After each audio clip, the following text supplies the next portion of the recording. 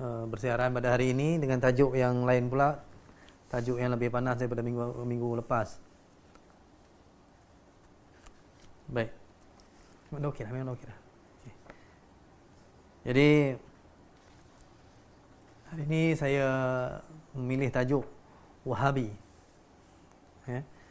Wahabi satu tajuk yang sangat kontroversi, yang menjadi polemik, dan juga satu subjek yang sangat hangat dalam konteks sosiopolitik dan juga perbincangan agama di negara kita. Baik, lagging katanya banyak. Macam mana? Lagging ya? Okey. Baik. Hari ni saya tak pakai telefon, pakai live telecast dari kamera oleh Pro Media Tajdid. Jadi tak tahulah. Okeylah kot Baik. So, ini adalah subjek yang menjadi pilihan saya pada hari ini, iaitu Wahabi. Wahabism, sejarah yang terseleweng. Jadi, hari ini kita nak bincang sama ada dari sudut sejarah, bagaimanakah perbincangan berkenaan isu ini dilakukan oleh para sarjana, dan juga catatan-catatan yang ada berkaitan isu ini yang sangat panaslah daripada kira-kira lebih kurang 100 tahun, 150 tahun sudah. Perkara ini menjadi polemik dalam negara kita, yang menjadi sebab tuduh-menuduh, label-melabel dan juga perpecahan umat Islam dalam negara kita. Oleh itu saya terpanggil untuk membicarakan hal ini, membicarakan subjek ini daripada sudut sejarah. Saya tidak akan membicarakannya daripada sudut memetik dalil-dalil agama, mentarjihkan apa-apa dalil-dalil tapi saya hanya melihat daripada konteks sejarah. Bagaimana peranan, contohnya peranan penjajah British dalam membentuk ataupun menempa sejarah umat Islam dalam negara-negara yang dijajahnya. Tidak akan adalah perbincangan dalil-dalil, bukannya pakar dalam bidang itu. Saya hanyalah seorang yang terlatih dalam bidang sejarah. Saya hanya melihat dokumen-dokumen sejarah, tulisan-tulisan, jurnal-jurnal dan juga mungkin dokumen rasmi, contohnya Foreign Office Files dari Colonial Office yang menyebut tentang Wahabi. Baik. Kita masuk tentang subjek Wahabi itu sendiri. Bila sebut Wahabi, Wahabi ini bila sebut aja dia seolah-olah satu derogatory term, satu istilah yang mencela orang, kan? Biasanya digunakan untuk melabel orang, untuk mendakwa orang, untuk menjatuhkan maruah orang menggunakan label Wahabi ini. Apakah sebenarnya Wahabi? Apakah sebenarnya Wahabi? Ramai orang yang suka mengatakan bila berbalah pendapat, bercanggah pendapat, bertentangan pendapat, maka kita akan melabel, okey, kau Wahabi. Orang tu Wahabi, jangan dengar cakap dia. Bila kita tanya balik pada dia, apa Wahabi? Boleh terang tak apa Wahabi itu? Dia akan kata, Wahabi itu Wahabi lah. Apa Wahabi? Saya pernah juga berbincang ataupun berbahas atau berbalah lah dalam WhatsApp apa semua. Bila orang tu kata ini Wahabi, yang ini Wahabi, pandangan ini Wahabi, saya tanya kat dia, saya kata, boleh terangkan tak Wahabi? Kalau Wahabi itu sesat, saya pun nak belajar juga supaya saya boleh menjauhkan diri daripada puak ini, dari pandangan sebegini, Wahabi itu. Tapi kawan tu bagi tahu, dia kata cari sendirilah.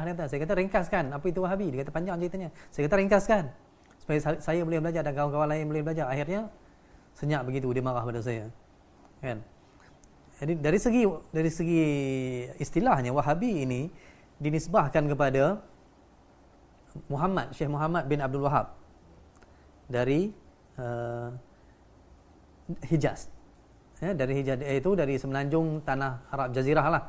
Jazirah Arab, dari semenanjung tanah Arab itu pada abad ke-18, iaitu tahun 1700 ke atas lah.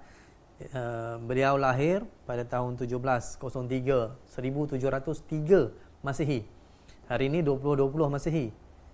Beliau lahir 1703 dan dikatakan wafat pada 1792 Masehi, 1792 Masehi, iaitu dalam abad ke-18. Sekarang abad ke-21.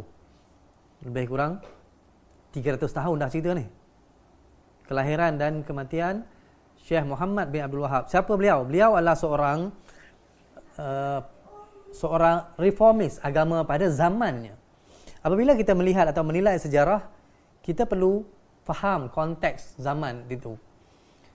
Bila kita menilai, membaca sejarah, kita kena faham apa yang berlaku pada waktu itu yang memungkinkan berlakunya peristiwa kebangkitan satu puak, seorang ilmuwan, seorang sarjana, seorang ulama untuk menentang amalan-amalan yang ada pada waktu itu. So, bila Syekh Muhammad Abdul Wahab pada zamannya, pada abad ke-18 itu, beliau berhadapan dengan satu keadaan kesesatan, ya, umat Islam di Hijaz itu, kalau kita kata sekarang ni Arab Saudi lah. Tapi secara spesifiknya beliau dari daerah Najdi, iaitu di kawasan tengah, central, di kawasan tengah Arab Saudi pada hari ini, yang lebih kurang kawasan Riyadh Arab Saudi. Beliau daripada sana, berasal dari sana, dan memulakan, bila dia tengok, bila Syekh Muhammad Abdul Wahab ni tengok berlaku banyak masalah-masalah kepincangan dari segi akidah umat Islam pada waktu itu, mereka kembali mengamalkan perkara-perkara syirik. Ini dokumen, ini bukan saya cakap, bukannya suatu tulisan yang diolah sendiri, bukan. Semuanya dijumpai ataupun ditelaah diambil daripada tulisan para sarjana British. Kebanyakannya sarjana British lah yang menulis tentang ini, iaitu para diplomat, para pegawai colonial office, dan juga sejarawan yang mengkaji tentang doktrin Wahabi ini. Jadi mereka merasakan bahawa, mereka mengatakan bahawa gerakan ini yang diketuai oleh Syekh Muhammad Abdul Wahab ialah gerakan Puritan ini bermaksud gerakan orang yang ingin kembali kepada nilai asas suatu agama. Walaupun kita kata reform, memperbaharui agama itu bukan bermaksud sesuatu yang baru, mengadakan sesuatu yang baru, tetapi sebenarnya reformation of the religion bermaksud kembali kepada fundamental agama.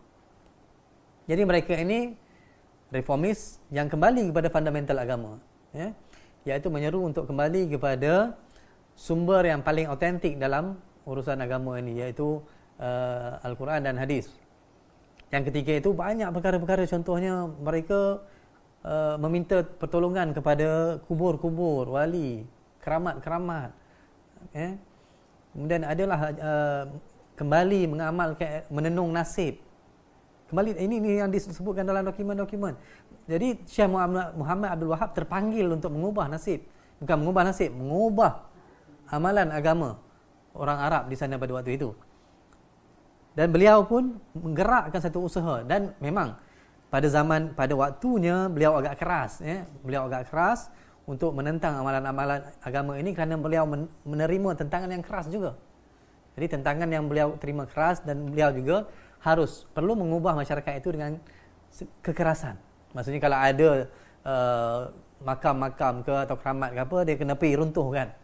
Tak boleh dibiarkan, sebab itu menjadi tumpuan, seolah-olah macam jadi tempat sembahan orang Islam di sana. Itu yang berlaku. Tetapi kemudiannya yang menjadi masalah, ya, hingga timbul sepanjang tahun 1703 hingga 1792 itu, sepanjang abad ke-18 tidak berlakunya satu perang besar-besaran contohnya, ya, yang digerakkan oleh Syekh Muhammad Abdul Wahab. Hanya menjelang pada abad ke-18 direkodkan bahawa berlakunya tentangan yang lebih keras, berlakunya perang. Tapi di sana kita perlu melihat bahawa adanya peranan British setelah British campur tangan. Kehadiran British ini yang kita nak tengok, bagaimana kehadiran British kemudian mengubah cara penentangan masyarakat di negara yang dijajah, contohnya di Arab Saudi, kemudiannya di India yang kita akan lihat kemudian, dan di tanah Melayu, di Malaya. Ini British mempunyai peranan di sana, mengubah cara penentangan. Kerana apa? Kerana sekarang ini yang dilabel sebagai puak Wahabi ini perlu menentang satu kuasa yang dilabel pada itu kuasa kufar. Kuasa kufar dah datang, ya. Jadi bukan sahaja menentang orang Islam yang melakukan kerja-kerja yang khurafat, bid'ah syirik ini, tetapi sekarang berhadapan pula dengan satu kuasa baru, iaitu kuasa kufar, pada itu Britain. Jadi sejarah kita di tanah Melayu, di India dan di Arab Saudi mempunyai sedikit persamaan. Khususnya lebih banyak persamaan dengan India kerana satunya sebab semuanya dijajah oleh British. Semua dasar-dasar yang dilaksanakan, undang-undang yang dilaksanakan di tanah Melayu misalnya mempunyai pengaruh daripada India sendiri. Ya. Kerana antara tahun 1830 hingga 1867, lebih kurang 40 tahun, 30 tahun, 40 tahun itu pejabat tanah jajahan berada di Bengal.